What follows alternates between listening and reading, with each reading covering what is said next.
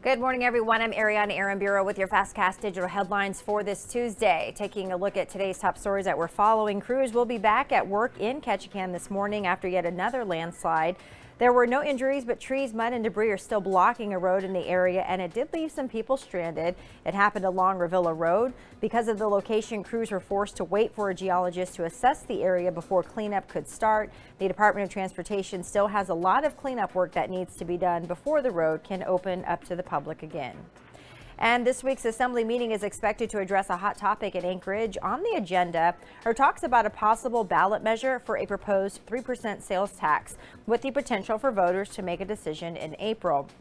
Renters and homeowners have long felt different about a sales tax. Even among local leaders, there's mixed reaction to how the coalition of Anchorage residents and business leaders are proposing how the tax would be spent.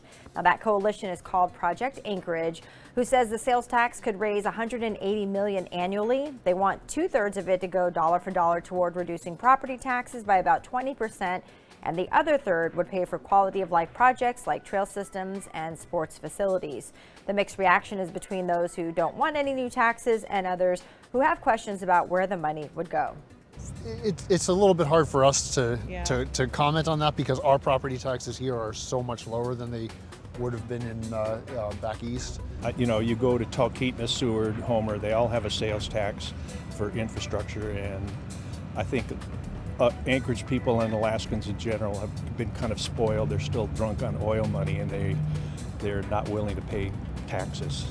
I feel like we have a lot of parks, so I think we're good on the parks situation. I think it would be great if it would go to some of the schools, public education, road work. Anchorage has never had a sales tax. An effort to introduce one in 2006 failed. Another effort in 2016 was withdrawn before it went to voters. The Assembly work session is scheduled for Thursday at 10:20 a.m. at City Hall. And with city budget season approaching, changes could be coming to the way Palmer operates its police dispatch center. Recently hired Palmer City Manager Stephen Jelly said he's exploring ways to maximize taxpayer spending, which includes a suggestion to transition Palmer police dispatch operations to the larger dispatch center known as MATCOM in Wasilla. Jelly said the city's finances are stable, but a priority is making sure it stays that way in the future. Ultimately, the decision will fall on the City Council when they vote to adopt its 2025 budget. And those are your FastCast digital headlines for this Tuesday. I'm Ariana Aramburo. Have a great day, and thanks for watching.